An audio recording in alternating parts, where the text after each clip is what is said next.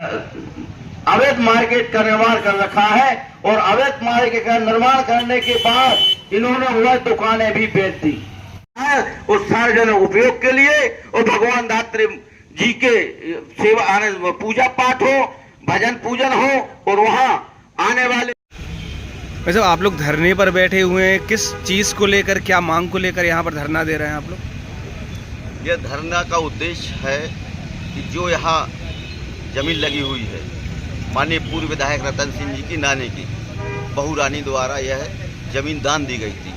तो जिस मकसद से जमीन दान दी गई थी कि भगवान की पूजन आरती हो, भगवान सार्वजनिक रूप से सबके लिए दर्शनों के लिए खोले जाते। भगवान दात्री जी जो ब्रह्मा विष्णु महेश के रूप में विराजमान है, आज तक की दिनांक तक लगभग 40 वर्ष हो गए हैं। अभी तक यहाँ के किसी भी गौरझामरवासी ने न क्षेत्र के लोगों ने उनके अभी दर्शन किए हैं और ना ये पता है उनको कब उनकी पूजा पाठ होती है, कब क्या होता है। तो इस सब उद्देश्य को लेकर के हम लोग चूँकि सब जागरूक लोग हैं, देखा कि हम सब ईश्वर आस्था रखने वाले हैं, जब देखा कि भगवान कैद हैं तो उनको कैद से मुक्त कराने के लिए हम लोग ये धरना प्रदर्शन कर रहे हैं। मांग क्या है आपकी? मांग यही कि वो उनकी कैद से उनको छुटकारा हो और सार्वजनिक तौर से उस ट्रस्ट के लिए बनाया जाए और उस जो अभी तक का जितना आय व्यय का ब्यौरा है 40 सालों से कलेक्टर महोदय उससे आय व्यय का ब्यौरा ले में और अपने अधीन करे जाए। और अतिक्रमण जो कर रखा है उनने, किसने? जो यहाँ के जो ट्रस्टी तो नहीं है वो, पर उनके पिताजी ट्रस्टी थे वो ख़त्म हो गए। ख़त्म होने के बाद वे सोचते हैं कि उनका मालिकाना हक उनका आ गया, तो उन्होंने जो यहाँ पर इस ज़मीन पर ये बहुमंजिला कमर्शियल मार्केट बना रखा है और उन दुकानों को नाम नहीं ले रहे हैं आप, किसकी ये बात हो रही है, किस पर ये आरोप? ये आरोप सेंडे करके है। क्या? रवि सेंडे वगैरह है। सेंडे रवि सेंडे, अरुण सेंडे इनके पिताजी थे जो एक्सपायर हो गए हैं। उनके बाद में जो ट्रस्टी थे वो ट्रस्टी के बाद इन लोगों ने समझ लिया पैतृक संपत्ति, जिस प्रकार अगर पिता खत्म हो जाने के बाद में बच्चों के नाम आ जाती, लेकिन ट्रस्ट में ऐसा नहीं होता कि ट्रस्टी खत्म हो जाने के बाद में बच्चों का नाम आ जाए। ट्रस्टी में जो भी ट्रस्टी बचते हैं उसमें वो ट्रस्टी चुनाव करके अपना अध्यक्ष बनाते हैं या ट्रस्टी बनाते हैं। तो इन्होंने ऐसा न करके इनने खुद अपने नाम कर लिए। इनके पिता के समय से आधिपत्य एक ही परिवार ने जमा रखा, आप ये बोल रहे हैं? हाँ हाँ, बिल्कुल बिल्कुल बिल्कुल। कितनी ये जमीन है जिसका विवाद चल रहा है? ये लगभग 4 एकड़ के लगभग है।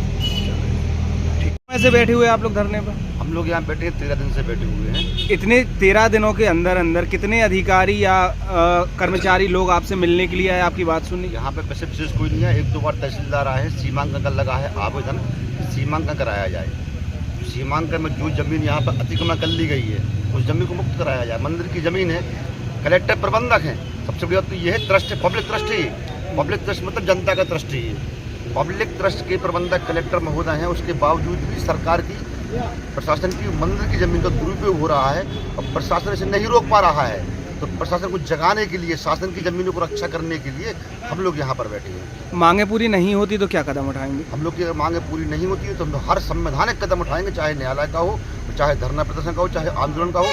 संपूर्ण मध्य प्रदेश में आंदोलन करेंगे। ये मुद्दा आप ये समझिए बहुत बड़ा मुद्दा है, क्योंकि 40 साल से किसी भी भगवान को कैद रखना। हम निवेदन करेंगे आप लोग से, आप इस मार्केट की फ़ोटो भी लें और मंदिर की फ़ोटो भी लें और खुद अपनी बुद्धि विवेक से प्रयोग करें कि इनने क्या मंदिर बनाया है 40-45 का 60 साल में, और क्या इनने मार्केट बनाया है। यही पीछे है मंदिर, उसका आम रास्ता ही बंद है।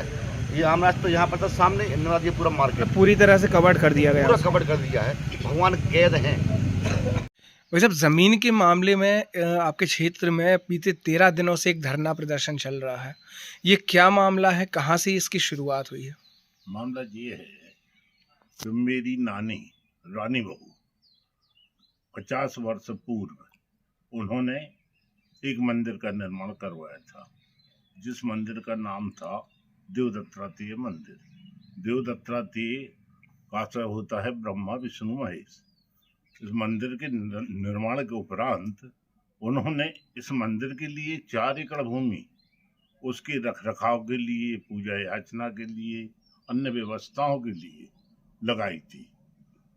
किंतु कालांतर में इन्होंने उस मंदिर पे 6 ट्रस्टी थे, 6 ट्रस्टी थे, 5 ट्रस्टी रानी बहू के परिवार के थे, एक महाराष्ट्रियन पंडित था।